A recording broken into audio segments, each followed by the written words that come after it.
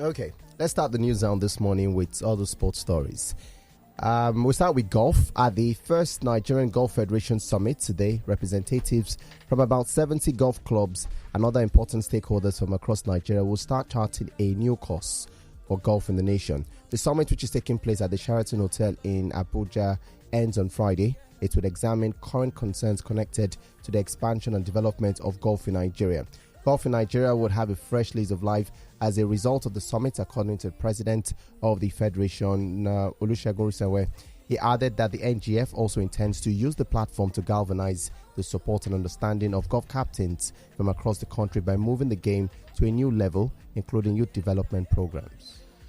To tennis, Serena Williams showed she has no intention of ending her singles career without a fight after beating second seed Anett Kontaveit on another remarkable night at the US Open. Williams, ranked 605th and turning 41 next month, won 7-6, 2-6, 6-2 to stun the Estonian in New York. The American recently announced her intention to retire after her home major and is now into the third round. Williams will play Australia's Tom Janovic next on Friday. More elite celebrities, including golf superstar Tiger Woods, actress Zendaya, and soul singer Gladys Knight, were among an adoring home crowd on the cavernous Arthur Ashe Stadium, which was wowed by Williams winning a tense opening set. Well, we've got football stories next. Now, both teams who have qualified for next year's FIFA Women's World Cup finals in Australia and New Zealand will have a go at each other's jugular once more at the Audi Field in Washington, D.C. on September 6. Coach Randy Waldrum, the Super Falcons, has picked 4 members of Nigeria girls that reached the quarterfinals at the just concluded FIFA Under-20 Women's World Cup in Costa Rica. The defenders Tosin Demei and Rofiat Imuran, midfielders Esther Onyenezide and Deborah Abiodun, home-based professionals Christy Oheku, Akudo Ogbonna and Gift Monday are also in delegation. First choice goalkeeper Chiamaka Nadoze, defenders Osinachi Ohale, midfielders Tony Payne and forwards Rashidat Ajibade and Uche Nakano will provide the spine of an interesting Nigerian selection. And Super Eagles big coach Salisu Yusuf is confident his side will overturn their 2-0 first leg deficit against Ghana's Black Stars, or Black Galaxies as they call them, and qualify for the 2023 African Nations Championship billed for Algeria next year. Second half goals from Daniel Abani and Seydou Suraj handed the Black Galaxies a 2-0 win over the Nigerians in Cape Coast in the first leg of their final qualifiers. Salisu's side are currently intensifying their preparations ahead of the crunch second leg clash in Abuja, billed for Saturday. Speaking after his side's training yesterday, Yusuf said, "We have the capacity, I beg your pardon, to turn things around this weekend." Well, there's more football stories now. After months of transfer speculation surrounding Nigerian international Sadiq Omar, the transfer window closes today. The Algeria striker has finally sealed a much-anticipated move to another Spanish club, Real Sociedad. Meanwhile, Villarreal winger Samuel Chukwueze is close to joining Everton on loan. Also, Birmingham City on the verge of signing forward Josh Maja on a permanent deal from Gironde Bordeaux. Just as Serie A new boys Cremonense are the latest club to show interest in Super Eagles defender William Troost Ekong. Ekong is also a subject of interest from another Serie A side, Bologna. It's a transfer story. I just brought the story down. Cameroonian legend Samuel Eto'o has urged the Indomitable Lions to go to Qatar and fight to win the 2022 FIFA World Cup. The 2022 FIFA World Cup will be held from the 28th of November to the 18th of December. Eto'o, who is also the president of the Cameroonian Football Federation, FECAFOOT, took to his Twitter handle to motivate the Indomitable Lions to go all the way and win the World Cup in Qatar. From international stories, AC Milan are on the verge of signing Barcelona fullback Serginho Dest. Dest will join Milan on a season-long loan with an option to buy next summer worth around 20 million euros. Also, former Inter and AC Milan striker Mario Balotelli has moved to Switzerland side FC Sion. Balo leaves Adana Demirspor after reviving his career in Turkey over the past 12 months. And finally, the jury in the trial of former Manchester United player Ryan Giggs has been discharged after failing to read verdict on any of the charges. The 48-year-old denied headbutting ex-partner Kate Greville, 38-year-old Kate, during a row at his home in November 2020. He also denied controlling behavior as well as assaulting Ms. Greville's sister, Ima, at Manchester Crown Court. Any retrial will not take place until at least 5th of June 2023. This much was revealed by the judge. Mr. Giggs' head dropped when he heard how long it could take for the case to conclude. All right, that's the news Hound for today. And that last story there by Ryan Giggs actually had 11 jury members. Of the 11, 7 of them were women and 4 men. And despite having 7 women, they still had a hung jury. So. Yeah, it just goes to show that the charges were not clear cut. They were, it's Evidence. Sorry? The evidence. The evidence, sorry. Thank you very much. Yeah, not the charges. The charges were clear cut, obviously, otherwise it would have been clear. The evidence wasn't clear cut, it wasn't cut and dried. Otherwise, they would have found him guilty, as you pointed out. But I think the prosecution has a choice in the matter whether to have a retrial or they could drop the charges. I hope it's the latter one. Because the truth of the matter is, if he had gone against him, he could have been on his way to jail now. So I think the man deserves a break. The very fact that they couldn't find him guilty first, I think they'll probably be unable to find him guilty in the second trial if they do have, which I hope they don't. But his life will be put on hold for 1 more year because he can't do anything with those charges hanging on, which is really, really sad. So I wish him well. But that's the irony. Why can't he do anything in 1 year? He has to step down. He's not guilty yet. He's not guilty, but so why is the cancel culture? Yeah, but when investigations are ongoing, why is Mr. Greenwood not paying his own bail? My question is the woman's life on hold? No. So if it comes out innocent, she's the accuser. She's the accuser. And the Crown Prosecution Service has filed charges against him. And besides, we know that their community is always protective of their women. Not really protective of who reports. That is a lot of times. So you know why we make it look like this is because the women always report, men always form macho. Because men always form macho. Trust me, I can. If the woman took him to court. My point is, his life was on most hold. times. All these cases, he lost a lot of contracts. How many cases a guy has taken to court, and they were siding the woman. They were not popular ones. So what happens is most of the time, us men form macho. And the women, and this time, because they know the law will answer them, they run to them. Is protective of the women. It's not. I know lesser cases of not celebrities or whatever, divorce cases and all of those cases that the men were supported. Oh, there's one very, case, very well. What's her name? Kelly Clarkson. But the man go report. The man complained, filed for divorce, and then he collected money for her. But we have to be careful when we just put out blanket wise that.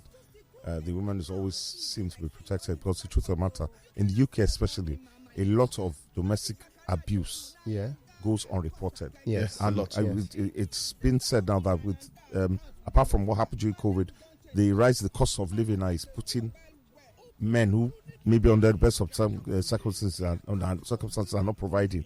Now they're going to take off the cap of how much their heating is going to be. Come October, and men are just taking it out on their partners. So we have to be careful. So a lot and at times women that do report, the police don't do anything about it as well. So it goes both ways, and it's unfortunate that. But one story that wasn't in the news, and I just hope lest it slips my mind, was I watched yesterday. I watched one of the best MPFL games of in a long time, Liverpool Newcastle. Yes, the Anett 2-1. I know you'll be wondering why I call it NPFL, but where the referee got 2 minutes plus from, I'll never know, because injury time was 5 minutes, and he played an extra 2 minutes 9 seconds, just enough time for Liverpool. 2 minutes 23 seconds. The goal was scored on 2 minutes 23 seconds. Yeah, exactly. So you're already into the 8th minute. Do you understand? So it was 8 minutes. So where did he get? How? I watched it. How? I did see it. Okay, so people have said it's because of time wasting on the part of Newcastle players. So the bulk of the time wasting started before the 90 minutes mark, and that was why 5 minutes was added, plus the goals, plus the 30 seconds for the goals. 5 minutes was added. So what you're saying is, they only played 2 minutes in injury time. So that 5 minutes, they only played 2 minutes out of it. That's what which is a lot of rubbish. I think Newcastle were robbed yesterday. They were robbed. Even Isak's goal. I will not. The second goal. Yes, that second goal. On a good day. On a good day. You know what? You know why that goal is paining me. Another man took Van Dijk to the cleaners and they cancelled the goal. That was a beautiful goal, and they said it was offside. I'm still checking. I've seen the replays. I'm not certain. Yeah, but as far as the VAR, I didn't see Tyrone Mings that swung Saka to the ground in the box. That's not the first time. I mean, that's not the first time. The VAR that did not see the VAR that did not see the human being that was stopping. What's his name? Ramsdale from moving towards the ball. But guys, as far as the laws of the game is concerned, yeah, when time is raised, yes, let's say 5 minutes for instance, minimum of, and the referee can extend the time based on some factors. Yeah, based on the factors are. So when you say injuries, 2 goals. Mm-hmm. So for every the time wasting is not there. Injuries and goals, but we interpret a lot of the injuries as time wasting. But when there's a player injured, you stop the time. What you do? You stop the time. But the thing is this: are you saying in that 5 minutes they only played 2 minutes? Because 3 minutes was added after the 5 minutes. No goal. They didn't score any goal. Exactly. In that 5 minutes. The guy just waited for Liverpool to score. I beg. That was a pure MPFL move, I beg. And don't you respect to the MPFL. The Liverpool shall won. It's okay.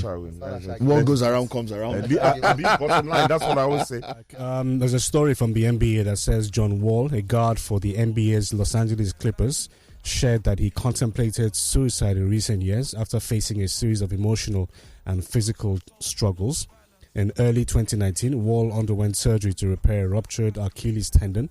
Additionally, his mother and grandmother died a year apart from each other, all amid the COVID-19 pandemic. And he said, it's the darkest place I've ever been in. So for these stories about mental health and all of those things, let's not take it for granted. There are people out there who are suffering. Mental health is a serious issue. Like, I think about what Maguire went through last year. What? Maguire actually came out publicly to say, look, my family was threatened, I was threatened. It's a very difficult period. Now, I agree when we say it's a serious problem. I always think athletes should get help. But I think that it should also be, it's your personal space, so guard it. Go back inside and look for help. When you're better, return. Don't put it out the front burner and say, because the minute you put it out, we want to know what is going on. We're going to jump into your personal life. Take some time off. Go and sort yourself out. Look for help anywhere and get better. I want to use this as an opportunity to hear one of my colleagues. I'm not going to mention his name. Say he, but, he's dealing with his mental health issues very well. He comes when he can. Say it with your chest. Open up. Speak with your chest. I should mention his name. No, I love him. I love his if you know you're strong. If you know you're strong. He do when he can. They said he comes when he can. When he's up to it. Please. When he won't bite somebody. Can you say with your full chest and be ready for the backlash? And be ready for what is coming to you. He's listening now, and I just want to say, listening outside there? He's listening outside now. the studio. Inside the studio. What do you guys think about Samuel Eto'o and urging the indomitable Lions? Can we talk about more important things? Can we talk about more important things? He should get out. Eto'o is encouraging his people. You can't fault him for that. It's simple. That's all. Did he win the World Cup in his own time? That is all. Did he win the World Cup in his own time? So you should not encourage them to win. Did he win his own time? He's not done encouraging. The president of the president of Fekafoot has encouraged his team. Let's move on. Let's do another story. Let's move on. Nigerian players are moving. That's a better story. I thought the stories around Nigerian football, Super Eagles players moving. I thought that was the Super Falcons moving to where are they moving to? Sadiq Umar is moving to Real Sociedad. But that story I saw just this morning that's been pulled off. To Real the Sociedad. move has been halted. Yeah, I saw a story this morning about the move being halted. Story from where? He's going to Real Sociedad. He's doing his medicals this morning. We would get back to you. Yeah, well, Samuel Chukwueze to Everton, even if I think that's a dirty move, but you know what? Samuel Chukwueze. Anything at all. Has he really progressed at Villarreal? Has he? Really? All of them. And the question is he even playing at Villarreal? Exactly. That's what I meant. Is he playing? And then our playing doesn't cut it at then our playing captain is going. I think Cremonese is turning to Watford. They're signing too many Nigerian players. This will be player number 3. Italian Watford, eh? Yeah, this will be like player number 3. Is there not a relationship between Cremonese and Watford anyway? The owners? No, Udinese. Oh, you need it. Okay. Yeah, I know the owners own it. But they already have the 2 strikers for Cremonense and Nigerians, David Okereke and Cyril Dessers. Is this guy for real though? Cremonense, I don't know where this tall footballer, Nigerian footballer, used to be or still is. No, that's Salini Turner. Salini Turner. Simi Wanko. That was Salini Turner. No, I think it was. No, It was Salini Turner. No, what's Salini Turner? Salini Turner. I thought